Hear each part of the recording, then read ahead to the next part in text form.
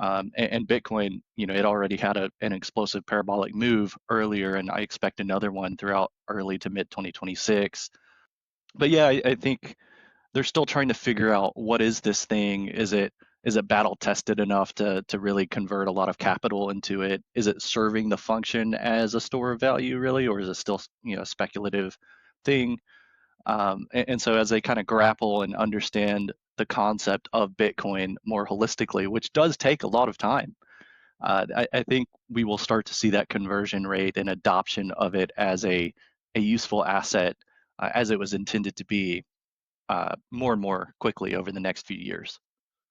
This was something interesting because I didn't realize that, but a lot of people explained this to me, where if Bitcoin gets to be bigger and bigger in market capitalization, it attracts bigger and bigger pools of money, which for me as an investor sounds like weird, because if something rises in prices, like I want to buy it as cheap as possible, but apparently if it rises in price and rises in market capitalization, it gets more attractive for larger pools of capitals. In a way, yes, it's really a reflexive cycle, right? As traditional finance looks at the potential asymmetry in the growth and the gain, I think they might recognize that the 1000x is those days are gone, but also they're not going to participate in a market that's undercapitalized and just has heavy volatility. And so as Bitcoin gains additional market capitalization, the volatility starts to compress lower to towards the low end, and that gives them the confirmation of yes, it is starting to serve the purpose as a store of value, and you'll see kind of a mixture of risk allocations, people still viewing it as a risky asset, but those will start to tail downwards into more of, hey, this is going to be a store of value, and it is kind of a self-fulfilling prophecy in terms of that concept. And so, as it gains additional capitalization, more firms, more institutions trust it to hold their capital. Um, and obviously, we know Bitcoin is very sensitive to liquidity, and so as more liquidity enters the markets, they need a place to place or to allocate that liquidity. And Bitcoin, um, it's poised to just consume a lot of that capitalization as more of these traditional products come online and people start to understand it more broadly and are more willing to allocate towards it. And it's also interesting because we have this, I think you mentioned it before, the debt crisis, and now we've hit the 38 trillion. And I think it's not that long till we hit the 39 and the 40 and the 41. Um, and then you kind of wonder, like, who are the assets that really benefit from that? I mean, you mentioned gold, you mentioned like any kind of hard assets, but I think like Bitcoin is probably the one that like will benefit the most from it. It's also like the most correlated in terms of like what the community is speaking about. If we think about like all the Bitcoin podcasts, all the community aspects, all we talk about is how messed up the financial system is. And so what do you kind of see when we see more and more printing and more of the debt crisis coming? What does this also mean for like Bitcoin in the coming months and years? Yeah, I wish I could answer that with high certainty. I feel like I do have a very strong grasp of that, and a lot of Bitcoiners are obviously extremely bullish. But I think it is very prudent to think about how that game theory plays out, or really how um, that cycle plays out in terms of the Lynn Alden nothing stops this train concept. And I agree, by the way, with that. But it will be an extremely volatile road to get there, and it might actually end with a collapse of Bitcoin and fiat denomination, and then an ultimate conversion of Bitcoin as the unit of account across the world. Now that might take a decade or more to play out, or it could take several decades. It really depends on how fast the dollar and other fiat currencies are spiraling out of control. To me, it looks like mid to early 2030s is going to be a very pivotal point in terms of debt just getting way too overloaded and unserviceable. That's at least what the math looks like it's saying.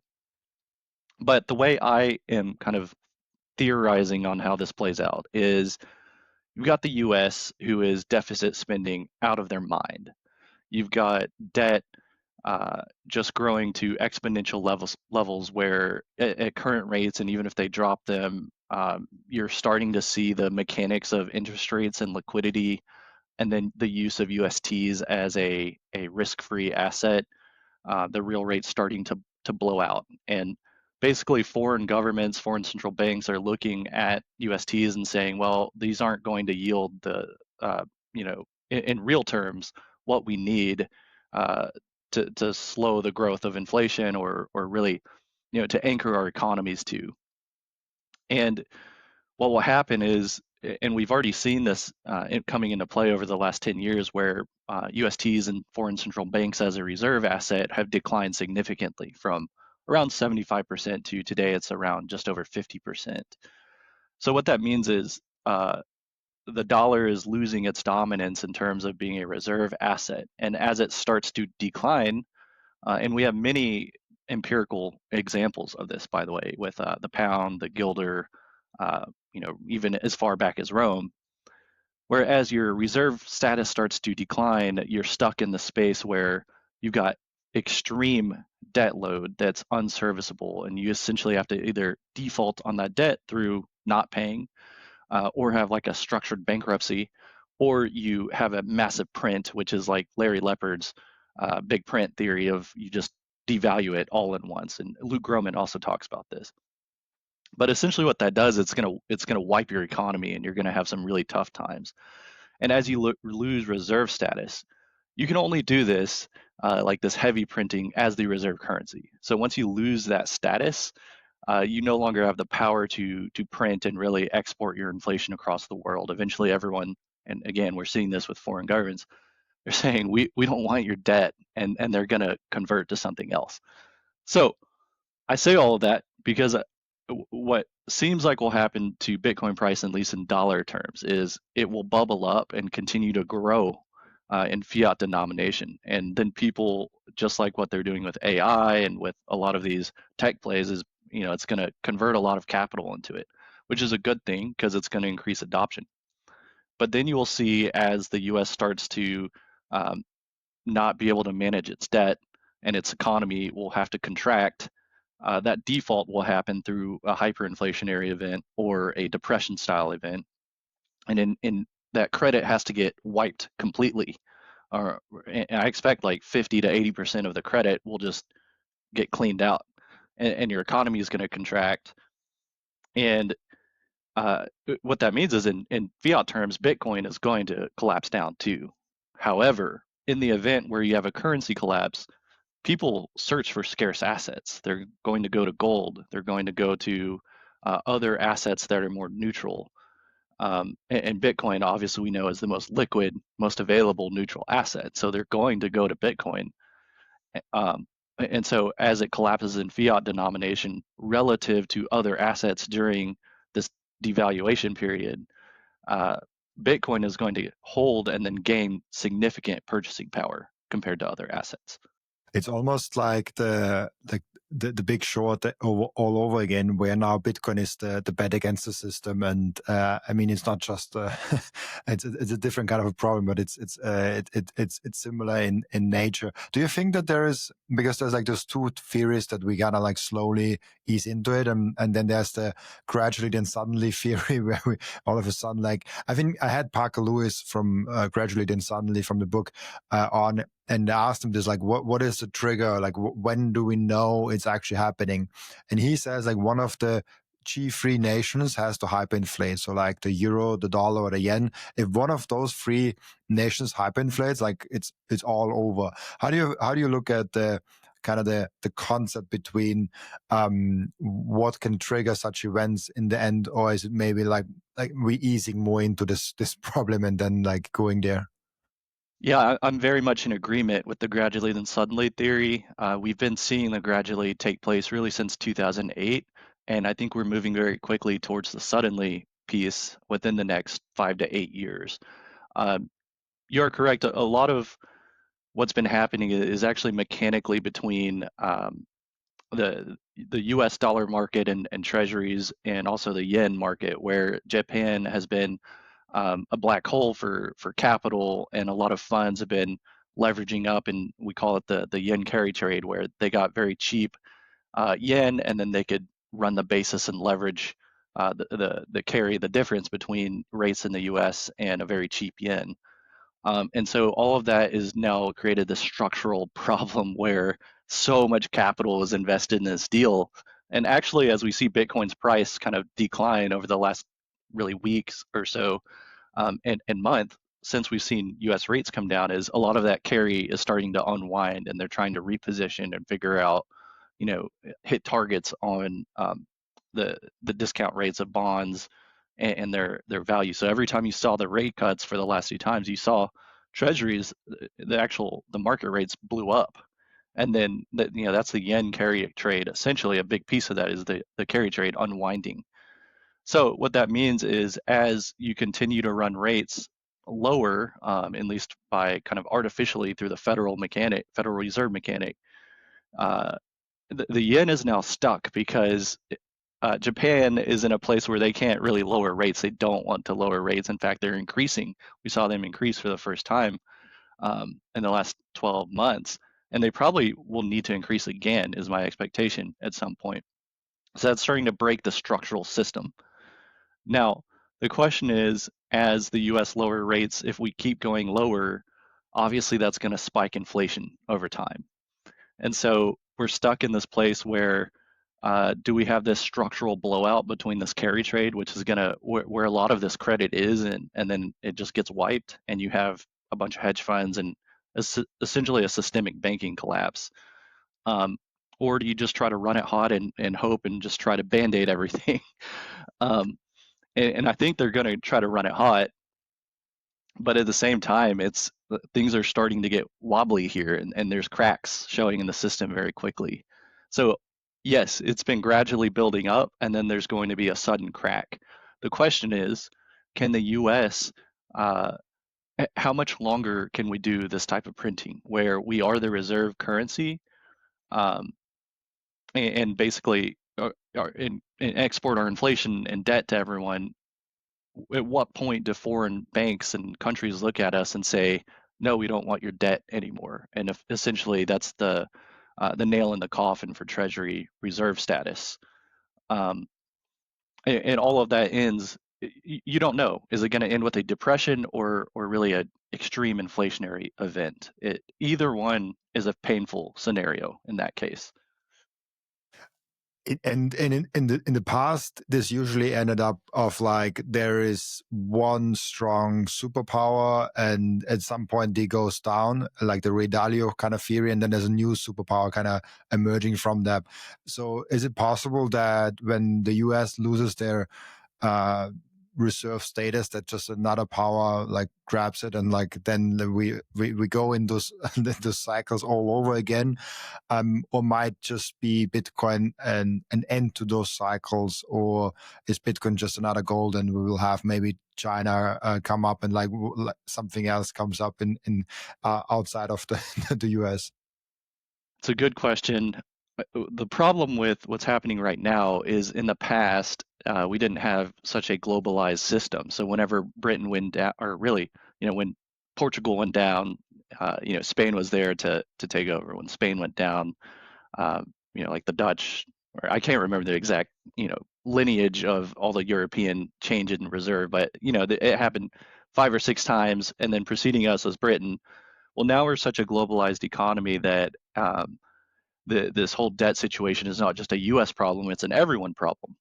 And China is going through some very significant structural issues in their own economy. They also have a population issue, similar, actually worse than the U.S. But typically, when you get significant population decline because of their one-child policy, that is a very negative thing for economic production.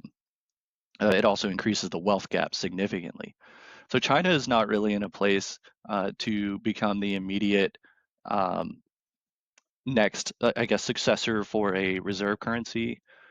Russia might make a play, India might make a play, but the reality is all of the economies are sucked into this fiat trap, this debt cycle. So what I expect is after there's kind of this unofficial or official loss of reserve status, you're going to have some very volatile times where all the fiat currencies are extremely volatile against each other, and the system will search for probably neutral assets, or you'll have alliances between like the BRICS countries, for example, where they just decide to create their own system of trade, their own currency for exchange. But I think it's going to tend towards gold and hopefully Bitcoin as neutral assets, so that settlement is more neutral as opposed to specific to a sovereign. It's actually a good point because like there's nobody really in place to take over from the US. Like there's nobody that I would be like, oh yeah, like they're ready to take over. It's like they all have their own kind of big problems in a sense. Yeah, that's exactly right. There's basically extremely volatile conditions, and I think we're going to have to live in that world for potentially up to a decade until things kind of settle down and reset, and focus will shift from more of this neo-Keynesian monetarist policy of central banks more to saving, economic production, looking at real value of things, and what resources and assets do you have geographically, and go back to more of um, a pragmatic sense of trade, and then economies will reset over time. What does this actually mean for people because I think most people have no clue what's going on. They still think we only have temporary inflation because of Putin. like we all like weird arguments like that. And obviously, like most of my audience and you get it that we need Bitcoin to protect ourselves. We need to take self custody. We need to do all those things. And I have a very good feeling that those people who get Bitcoin now will probably be fine even in this volatile area. But we have to be realistic. Like we are a few, we're very few people in general, and like and there's the mainstream of like 95 or 97 or 98 or 99% of people that are completely unaware of that. What does this mean for everyone that is unaware of Bitcoin or sound money or how to protect yourself in these volatile areas, volatile times? What does this mean for like, we call them normies that don't have Bitcoin, when like a G3 nation gets hyperinflated, when the US officially or unofficially loses this reserve status, and all of a sudden like it's like a free floating thing and it's volatile and prices go up and down and like we don't really know what to do? Yeah, I really hope for the best, but I kind of expect a very negative outcome for most people who can't convert out of the system. To me, Bitcoin is the most sensible and pragmatic way to kind of protect yourself. Um, Typically, what happens is whenever banks and sovereigns lose control, is they start to implement capital controls. They set wage limits, price limits, and essentially gap and and contain all of the capital within the system, so that they can try to control it as best they can. We saw this happen with Greece, with Turkey, with Argentina, with basically any country who's suffered through hyperinflation. Um, and the problem is when you're the reserve status country, you don't really have anyone to bail you out. Typically, and sadly, what's happened is there's war. There's either internal or external conflict, and then there's a new superpower that rises through that. I very much hope we don't go into that scenario, but it would be a a possible scenario that we enter into. Um, but in the event of no war, and then you just have significant capital controls, they're kind of stuck and ingrained into the system. Um, Again, all that credit would blow out, or you just hyperinflate and lose all your purchasing power. And it's going to be really painful for a lot of people. You're basically just going to have to go to work and deal with it. If you have work, by the way, if you get out of the system earlier enough, well, then you have Bitcoin, you have gold, you have neutral assets that people are going to want. And your purchasing power is just going to skyrocket because um, whether it's an official market or a black market, it doesn't matter. People are going to want your Bitcoin, and The hope is that it's proliferated enough to where the institutions, the sovereigns understand what it is, and they either anchor to it and try to get as much as they can to help their countries, their people, or uh, they just allow it to happen through a free market, which would be even more ideal. But in any case, getting out and getting to a neutral asset as quickly as you can right now is the smart play. The first thing that every Bitcoiner does, and the most important activity that every Bitcoiner keeps on doing, is buying Bitcoin. And I personally use Relay to buy and sometimes also spend or sell my Bitcoin. And there are two main reasons why I do so. The first one is it's Bitcoin only. They do not do any shit coins. They do not do any cryptos, any stocks, or anything else. This is a tool, an app that is fully focused only and solely on Bitcoin. The second one is self-custody. They give you the keys to your Bitcoin the moment you buy them. You never give them the control over your Bitcoin, and you don't have to trust them because you can verify that you and only you have the keys to your Bitcoin. There's no third-party risk. There's no freezing of your assets. There's no rug pulling. There's nothing of that. Download Relay, the app,